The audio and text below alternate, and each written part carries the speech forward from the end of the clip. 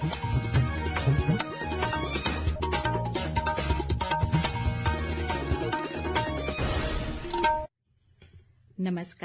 ये आकाशवाणी शिमला है।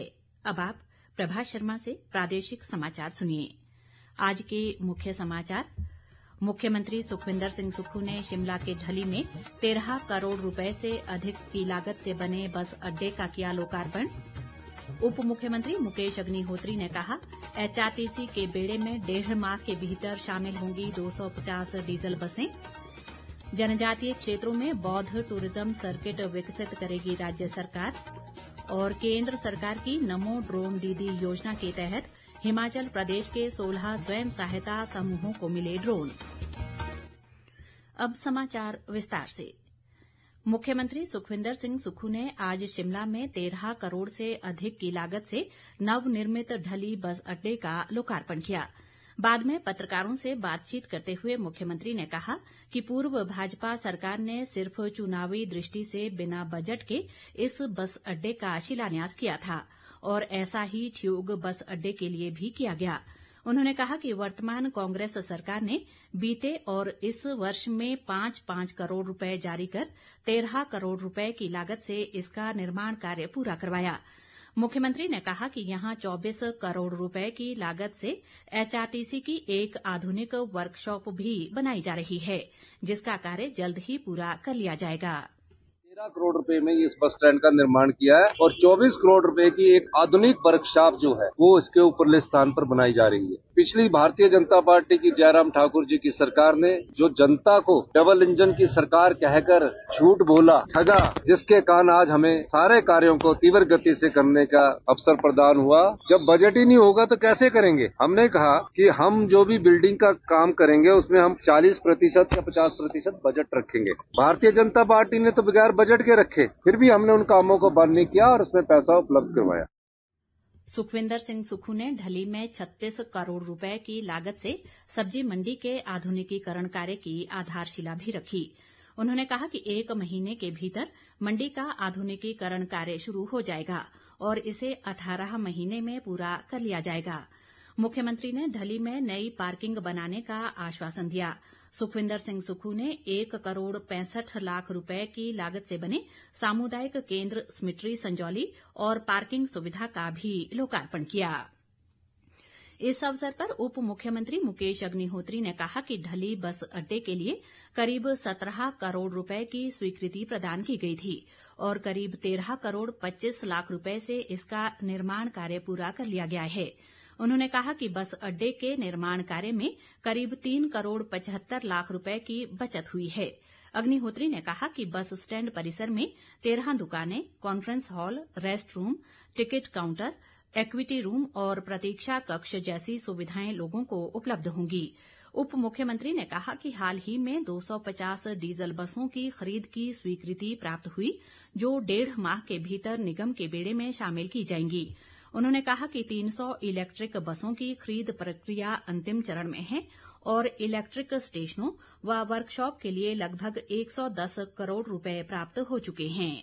एचआरटीसी जो है 50वें साल में प्रवेश की है, गोल्डन जुबली ईयर चल रहा है, तो हमारी कोशिश है कि इसमें जितने भी पैसे की जरूरत है एचआरटीसी को मुहैया करवाई जाए, चाहे इसके बस अड्डों का निर्माण है, चाहे इसकी वर्कशॉप्स का निर्माण है, चाहे बसों की खरीद है। कल परसों में ही हमें 250 डीजल बसेज की खरीद की स्वीकृति हासिल हो गई। हमें 300 इलेक्ट्रिक बसेज का पैसा प्राप्त हो गया है और बहुत जल्दी हिमाचल की सड़कों पे इलेक्ट्रिक बसेज दौड़नी शुरू हो जाए। जो इलेक्ट्रिक स्टेशन एंड वर्कशॉप्स के लिए लगभग 130 करोड़ रुपया प्राप्त हो गया है।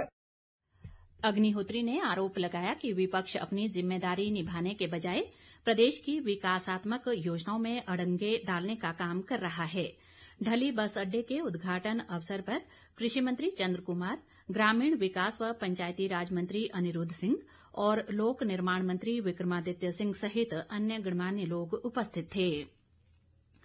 इस बीच मुख्यमंत्री ने आज शिमला में हिमाचल प्रदेश जनजातीय सलाहकार परिषद की 49वीं बैठक की अध्यक्षता की, इस दौरान उन्होंने कहा कि जनजातीय क्षेत्र के लोगों को नौतोड़ स्वीकृत करने की मांग प्रदेश सरकार की प्राथमिकता है, जिसका प्रस्ताव राज्य मंत्रिमंडल ने स्वीकृति के बाद राज्यपाल को अनुमोदन के लिए भेजा है।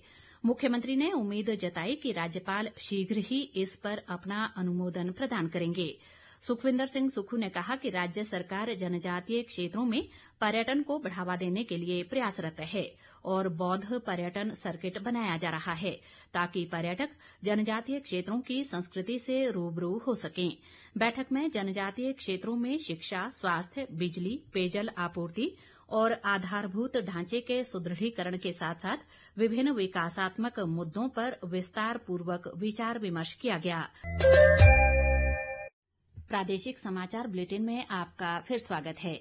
शिमला स्थित राजभवन में आज नागालैंड और असम राज्यों के स्थापना दिवस का आयोजन किया गया। इस अवसर पर राज्यपाल शिव प्रताप शुक्ल और लेडी गवर्नर जानकी शुक्ल भी उपस्थित थीं। इस दौरान दोनों राज्यों के शिमला में रहने वाले लोगों से बातचीत करते हुए राज्यपाल ने कहा कि विभिन्न राज्यों की संस्कृतियों, परंपराओं व प्रथाओं का अनुभव राज्यों के बीच समझ और संबंधों को बढ़ावा देगा। उन्होंने कहा कि ऐसे आयोजनों से एक भारत श्रेष्ठ भारत के दृष्टिकोण से देश की एकता व अखंडता और भी सुदृढ़ होगी। राज्यपाल ने दोनों राज्यों के उपस्थित लोगों को हिमाचली टोपी और शॉल पहनाकर सम्मानित भी किया। केंद्र सरकार की नमो ड्रोन दीदी योजना के तहत हिमाचल प्रदेश के 16 स्वयं सहायता समूहों को इस वित्त वर्ष में ड्रोन हासिल हुए हैं। राज्यसभा सांसद सिकंदर कुमार द्वारा राज्यसभा में पूछे गए सवाल के जवाब में केंद्रीय कृषि व किसान कल्याण राज्य मंत्री रामनाथ ठाकुर ने ये जानकारी दी। उन्होंने बताया कि वित्त वर्ष 2024-25 के दौरान पहले चरण में 3090 महिला स्वयं सहायता समूहों को ड्रोन वितरित करने का लक्ष्य रखा गया है, जिनमें से 16 हिमाचल प्रदेश से हैं। रामनाथ ठाकुर ने कहा कि केंद्र सरकार ने वर्ष 2023-24 से 2025-26 की अवधि के लिए 1261 करोड़ रुपए के परिव्यय के साथ महिला स्वयं सहायता समूहों को ड्रोन प्रदान करने के लिए नमो ड्रोन दीदी को मंजूरी दी है। इस योजना का उद्देश्य किसानों को तरल उर्वरकों और कीटनाशकों के छिड़काव के लिए किराए पर सेवाएं प्रदान करने के उद्देश्य से 15,000 चयनित महिला स्वयं सहायता समूहों को ड्रोन प्रदान करना है। लोक निर्माण व शहरी विकास मंत्री विक्रमादित्य सिंह ने आज शिमला जल प्रबंधन निगम लिमिटेड के अधिकारियों के साथ समीक्षा बैठक की अध्यक्षता की। बैठक में स्वेज कंपनी के प्रतिनिधि भी शामिल रहे। इस दौरान द्वाडा, शकरोड़ी और डुम्मी परियोजना के कार्य को लेकर विस्तार से जानकारी दी गई।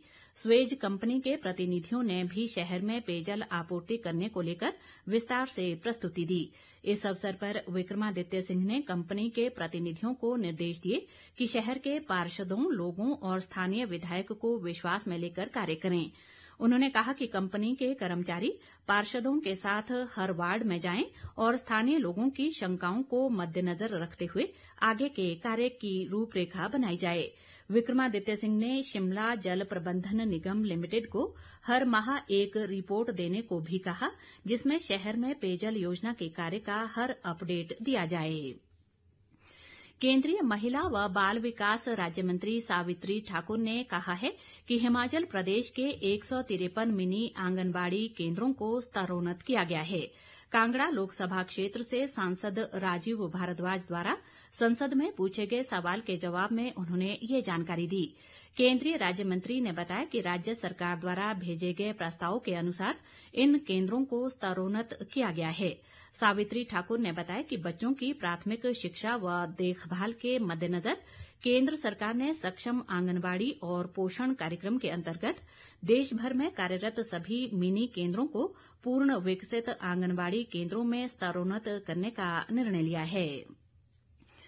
चंबा जिला के जनजातीय क्षेत्र पांगी के मिंधल गांव में आज जियो के मोबाइल टावर ने काम करना शुरू कर दिया है, जिससे लोगों को काफी राहत मिली है। इस मोबाइल टावर के शुरू होने से सुराल, साच और कुमार क्षेत्रों के लोगों को अब मोबाइल सिग्नल की सुविधा मिलेगी। इस टावर के स्थापित होने पर भाजपा मंडल पांगी के अध्यक्ष प्रकाश चंद ने कंपनी प्रबंधन सहित भरमौर पांगी के विधायक डॉक्टर जनक राज का आभार जताया है। प्रकाश चंद ने कहा कि मोबाइल टावर की लोगों की वर्षों पुरानी मांग थी और इस क्षेत्र में मोबाइल सिग्नल न होने की वजह से लोगों को कई तरह की परेशानियों से जूझना पड़ता था। अंत में मुख्य समाचार एक बार फिर। मुख्यमंत्री सुखविंदर सिंह सुक्खू ने शिमला के ढली में 13 करोड़ रुपए से अधिक की लागत से बने बस अड्डे का किया लोकार्पण। उप मुख्यमंत्री मुकेश अग्निहोत्री ने कहा, एचआरटीसी के बेड़े में 1.5 माह के भीतर शामिल होंगी 250 डीजल बसें।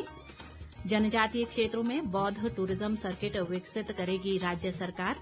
और केंद्र सरकार की नमो ड्रोन दीदी योजना के तहत हिमाचल प्रदेश के 16 स्वयं सहायता समूहों को मिले ड्रोन। इसी के साथ ये समाचार बुलेटिन समाप्त हुआ। नमस्कार।